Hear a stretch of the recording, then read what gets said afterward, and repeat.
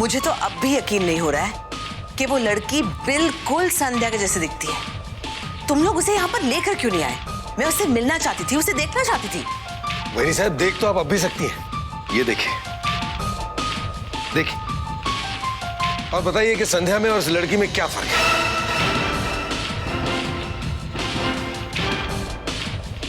This is unbelievable. और रही बात मिलने की, तो कल सुबह वो यहाँ आई रही। वो जरूर आएगी ना? आएगी वैनी साहब, जरूर आएगी। पैसे के लिए वो कुछ भी करने को तैयार है। और जरा सोचिए, इस काम के उसने कितने पैसे मांगे होंगे? कितने? सिर्फ 50,000। सिर्फ 50,000? और तुमने तो 50,000 ही दिए होंगे ना? उसके सामने 4-5 लाख फेंक देते ना। अरे वैनी साहब, इन सब मामलों में मैंने आपसे बहुत कुछ सीखा है। मैंने उसे 10 लाख की पेशगी देने का वादा किया है। आएगी, हर हाल में वो आएगी।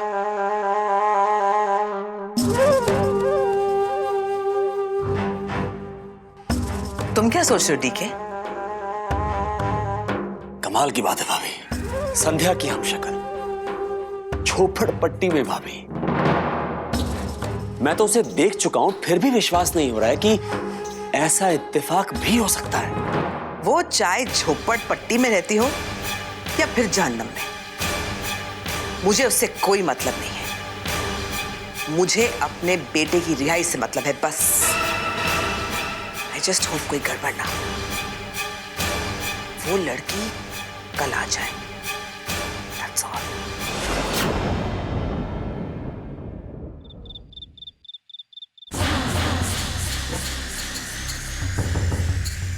वृंदा, तुमने ये ठीक किया कि उन लोगों की बात मानकर उनके साथ वहां जाने से इनकार कर दिया, वरना उन्हें शक हो जाता। मानिक अंकल, गायत्री जी बिल्कुल ठीक कह रही थी। युवराज मेरे मर्डर के केस में बहुत बुरी तरह फंस गए। उस परिवार को इतना लाचार, इतना बेबस मैंने कभी नहीं देखा। यकीन ही नहीं हो रहा कि उन्हें इतनी जल्दी वृंदा पर भरोसा। वृंदा, ये उन्हीं लोगों का तरीका है। ऐसे कई खेल वो कई लोगों के साथ खेल चुके हैं। ये लोग ऐसे ऐसे प्लान बना दे कि सामने वाला आदमी वही सोचे जो ये लोग चाहते हैं, लेकिन अब बारी उनकी। ये लोग वही देखेंगे जो हम उन्हें दिखाएंगे। बस तुम सारी बातें याद रखना।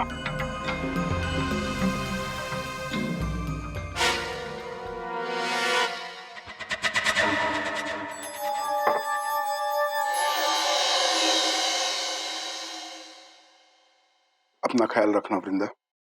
दोबारा उन भेड़ियों के बीच जा रही हूं। मानिक अंकल, अब बहुत फर्क है। अब ना तो मैं लाचार हूं और ना ही बेबस। अब मैं इस दुनिया को अंदर और बाहर से बहुत अच्छी तरह देख सकती हूँ। पहले मैं उस जागीरदार परिवार में बहुत अलग सपने लेकर गई, लेकिन अब मैं युवराज की जिंदगी और उसके सपने जागने के इरादे लेकर वहां जा रही हूँ। मैं उसके साथ जिंदगी जीने नहीं, बल्कि उसका जीना हराम करने जा रही हूँ। बेटा, फिर भी अपना ख्याल रखो, हमेशा चौकन्ना रहना। आप मेरी तरफ से बिल्कुल बेफिक्र रहिए, क्योंकि अब फिक्र करने की, डरने की और सहने की बारी उन लोगों की। मैं तो बस कल सुबह होने का इंतजार कर रही हूँ।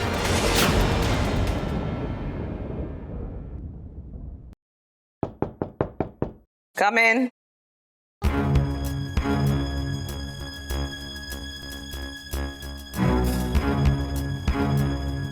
वैनी साहब,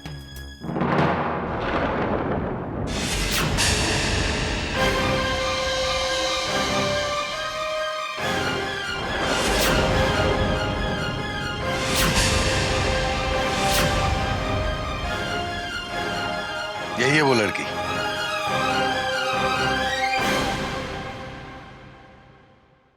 क्या बात है बाप, साला तुम लोग का तो बहुत वट लगता है। इतना बड़ा रापचिक कमरा में रहता है तुम लोग हैं, और ये बिस्तर तो बाय गॉड यही मलमल है ना। अगर सब कुछ ठीक रहा तो तुम भी ऐसे ही रहोगी। ये अंकल, बुढ़िया कौन है? बुढ़िया? देखो बेटा, ऐसा नहीं कहते, ये वहीनी साहब है, मतलब भाभी। इन्हें तुम आंटी कहकर बुला सकती। नहीं, संध्या मुझे मम्मी जी कहती थी। ये लड़की भी मुझे उसी नाम से बुलाएगी। समझ गई ना? भाभी, बेहतर होगा कि ये हमारे साथ कमरे में ना रहे, एटलीस्ट तब तक जब तक कि युवराज केस से बाहर नहीं आ जाता।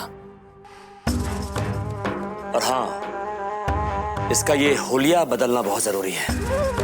जितनी जल्दी हो सके इसे वृंदा से संध्या बनाना पड़ेगा। बिल्कुल ठीक कहा तुमने डीके। पंकज, तुम ऐसा करो, तुम इसे अपने साथ ले जाओ और सरला के साथ रखो उसके रूम में। तुम डीके के साथ शिफ्ट हो जाना और सरला को कहो इसे बिल्कुल संध्या की तरह तैयार करे। ठीक है। इन द मीनवाइल डीके और मैं हॉस्पिटल जाके युवराज को एक खुशखबरी देकर आते हैं। ए आंटी जी, मम्मी जी, पहले 10 लाख रोकड़ा इधर ढीला कर। जब तक अपन को पैसा नहीं मिलेगा ना, अपन इधर से एक स्टेप नहीं हिलेगी। वैसे भी अपन को बिस्तर बहुत अच्छा लगा है। ठीक है,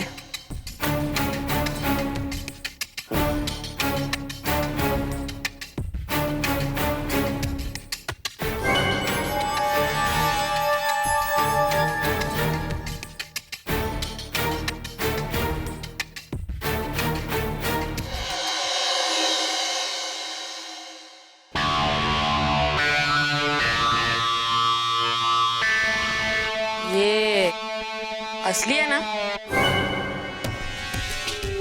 साला तुम लोग का थोबड़ा देख के लगता नहीं तुम लोग कोई असली काम कर सकता है।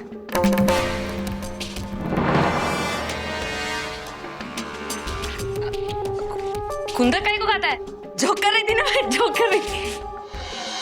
आओ चलो बेटा। ए, चलती है ना?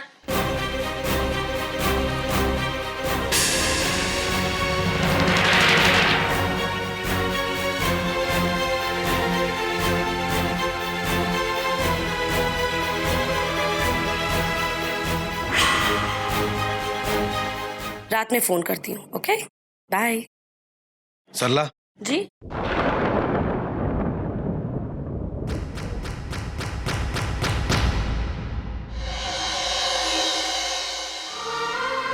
नीरज, अगर तुम संध्या को इन सबकी हैवानियत से पूरी तरह से बचाना चाहते हो तो तुम्हें इसे कहीं दूर ले जाना, बहुत दूर। सरला चाची, अब तुम वृंदा हो जो संध्या से बिल्कुल अलग है।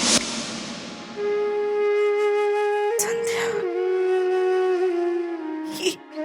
ये क्या होलिया बनाया है तुमने संध्या? खा गई ना धोखा? अरे भाई ये संध्या नहीं, वृंदा है, संध्या की हम शक्ल।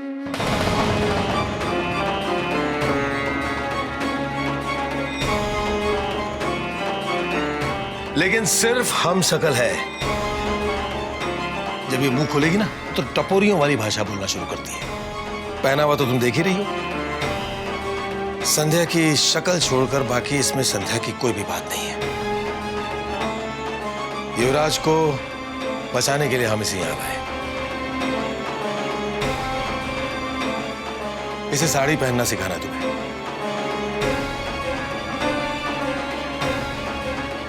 अरे देख क्या रही हो?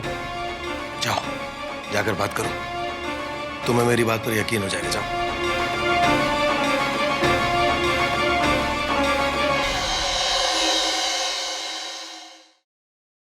डीके, जल्दी से हॉस्पिटल हो आते हैं, वरना वो भोसले के आदमी फिर से कहेंगे कि युवराज से मिलने का वक्त खत्म हो गया। मैं उसे ये न्यूज़ देने के लिए बहुत उतावली हूँ। देखिए भाभी, अगर आप मेरी बात माने तो ये लड़की वृंदा, इसके बारे में हमें युवराज से अभी कुछ नहीं कहना चाहिए। क्यों? तुमने देखा नहीं है डीके, वो बेचारा कितना परेशान है। उस हॉस्पिटल के बिस्तर में बीमार आदमी की एक्टिंग करते करते वो बीमार लगने लग गया है। उसे खबर देंगे तो बेचारा एटलीस्ट मेंटली थोड़ा सा रिलैक्स तो हो जाएगा। भाभी, मैं भी चाहता हूं कि हम युवराज को संध्या की इस हमशक्ल के बारे में सब कुछ बता दें, लेकिन बात को समझने की कोशिश करिए भाभी। जैसे ही युवराज को इस लड़की के बारे में पता चलेगा, जाहिर सी बात है वो खुशी से पागल हो जाएगा भाभी। और अपनी इस खुशी में अगर उसने ऐसी वैसी कोई भी हरकत कर दी, ऐसी वैसी कोई भी बात कह दी, तो वो इंस्पेक्टर भोसले और उसके वो कांस्टेबल जो 24 घंटे युवराज के आसपास मंडराते रहते हैं, उन्हें शक हो जाएगा भाभी कि केस से पहले युवराज अचानक इतना खुश क्यों नजर आ रहा है। और आप अच्छी तरह जानती हैं, खुशी हो या गुस्सा, जब युवराज के सर पे पागलपन सवार होता है तो बिना कुछ सोचे समझे वो कुछ भी कह देता है भाभी। भाभी, ये संध्या नहीं है, ये संध्या की हमशक्ल वृंदा है। और आपने देखा नहीं उसके उठने बैठने का तरीका, उसके बात करने का तरीका, किस तरह से वो देखती है, बात करती है, कपड़े पहनती है। उसे संध्या बनाने में बहुत वक्त लगेगा भाभी। और मैं चाहता हूं कि जब हम इस लड़की को कोर्ट में संध्या बना के पेश करें तो सबको यकीन हो जाना चाहिए कि ये संध्या की हमशक्ल नहीं, संध्या ही है। सिर्फ शक्ल एक होने से हमें कुछ हासिल नहीं होगा भाभी। ये हमारा आखिरी दाव है। इतनी सी गलती हुई तो युवराज तो अंदर जाएगा, साथ ही साथ फ्रॉड के केस में हम सभी अंदर चले जाएंगे। राइट टीके, यू आर एब्सोल्युटली राइट। इस राज के बारे में किसी को कुछ नहीं पता लगना चाहिए, युवराज को भी नहीं।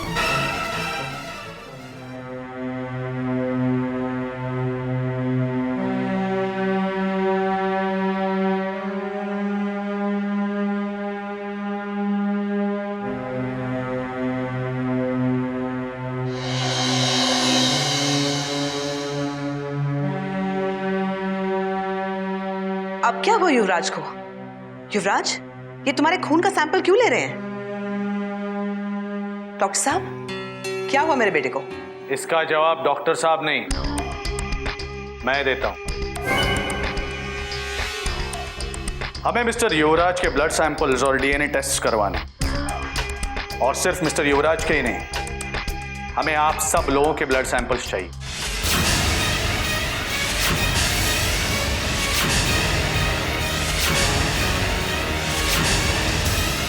इसलिए प्लीज कोऑपरेट कीजिए और अपने ब्लड सैंपल्स दीजिए।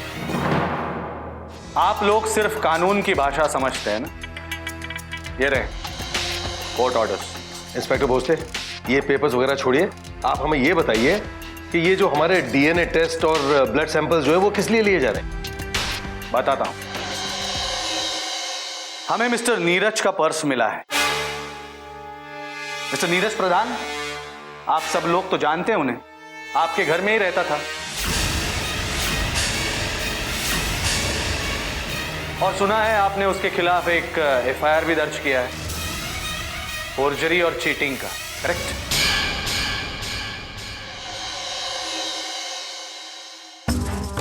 हद होती है, मरने के बाद भी ये नीरज का बच्चा हमारा पीछा नहीं छोड़ रहा। कुछ दिनों से मिस्टर नीरज प्रधान लापता है, लेकिन उनका पर्स हमें वहां खंडाला में मिला, जहां मिस्टर युवराज और संध्या की गाड़ी का हादसा हुआ। वहीं कुछ किलोमीटर दूर जंगल में कुछ आगरी लोगों को यह पर्स मिला, और उस पर्स पे खून के दाग हैं। इंस्पेक्टर भोसले, आप क्या कहना चाह रहे हैं? इन खून के दागों से आप क्या साबित करना चाहते हैं? जांच से यह पता चला है कि उस पर्स पर 3 लोगों के खून के दाग हैं। एक शायद नीरज का ही हो, और हो सकता है उसकी मौत हो गई। बाकी 2 खून के दाग उन लोगों के हो सकते हैं जो उसके मौत का कारण बने, या फिर जो उसकी मौत के बारे में कुछ जानते हो।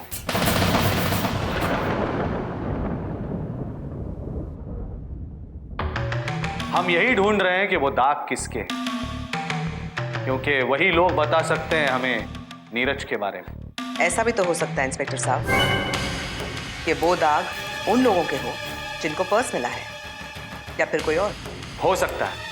लेकिन हमें पहले यह कंफर्म करना है कि वो खून के दाग आप लोगों में से किसी के हैं या नहीं, क्योंकि हमें शक है कि शायद नीरज का भी आपके केस से कुछ ताल्लुक है। ये क्या बकवास कर रहे हैं आप? बकवास नहीं कर रहा हूं मिस्टर पंकज।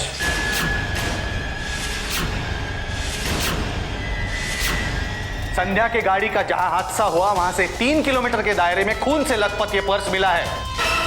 इसीलिए आप लोग चुपचाप कोऑपरेट कीजिए और अपने ब्लड सैंपल्स दीजिए प्लीज, इट्स अ रिक्वेस्ट।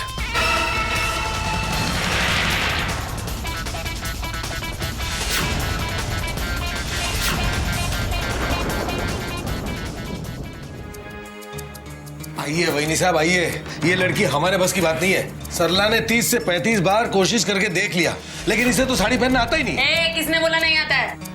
चौल की रामलीला में हर साल में लक्ष्मण की वाइफ बनती है, 2 मिनट में साड़ी पहनती है मैं। तो फिर अभी क्यों नहीं पहन रही है? पकड़ में काय को पहनेगी? उसका अलग पैसा लगेगा। कितना पैसा लोगी? ठीक है, एक काम करो, रामलीला में जो तुम्हें पैसे मिलते हैं ना वो तुम्हें दे देंगे। अंकल येड़ा समझा क्या मेरे को? साड़ी पहनने का 10 लाख और लगेगा। क्या पागल हो गई हो क्या? एक साड़ी पहनने के 10 लाख रुपए लोगी? ठीक है, फिर भाड़ में गई तेरी साड़ी, मैं ऐसे ही जाएगी। एक मिनट पंकज, ये 10 लाख रुपए मांग रही है, इसे दे दो।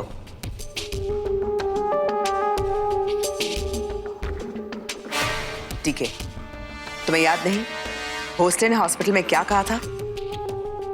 बात को समझो।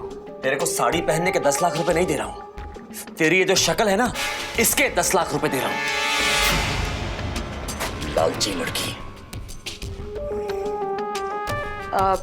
ए बुढ़िया, ये कैसे बात करते बड़ों से? बोले तो आंटी जी, मम्मी जी, ये साड़ी पहनाना सिखाना मेरे को। इसको कुछ आता वाता नहीं? ये ले ले पहना। मैं इधर ही खड़ी रहेगी, मैं हिलेगी नहीं। पहना।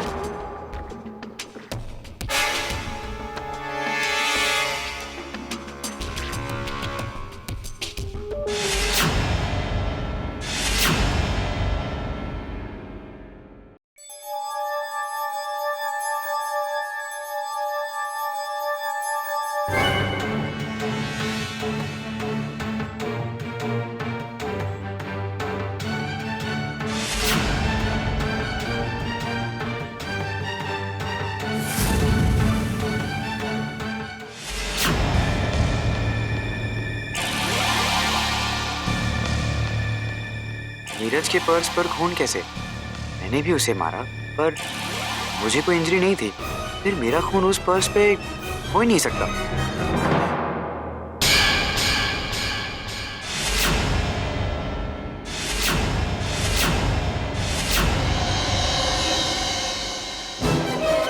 डैड, आप इतनी रात को यहाँ?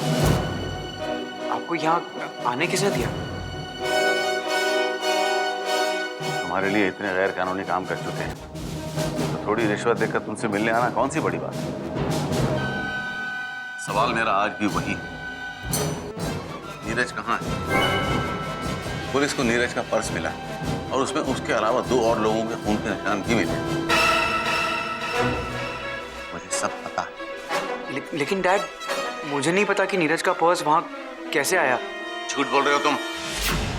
बताओ क्या किया नीरज के साथ तुम लोगों ने? कहाँ है वो? उसी जंगल में नीरज का पर्स मिलना कोई इत्तेफाक नहीं हो सकता। जरूर कोई बात है जो तुम लोग मुझसे छिपा रहे हो। क्या है वो बात? बोलो बोलो, कहाँ है नीरज? नीरज कहाँ है? बोल बोल, कहाँ है नीरज? बचाओ बचाओ, कहाँ है नीरज? बचाओ। क्या साहब 100 रुपया देकर आप हमारी नौकरी छीन रहे हो? चलो बात। छोड़ो मेरा हाथ।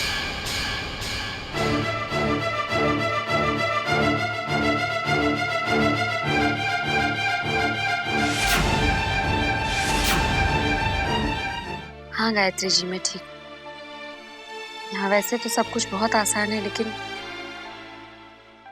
कभी कभी बहुत बुरा लगता है जब कुछ अपने लोग जिन्होंने मेरी मदद की, जैसे सरला चाची, उनके सामने वृंदा बनना बहुत मुश्किल हो जाता है।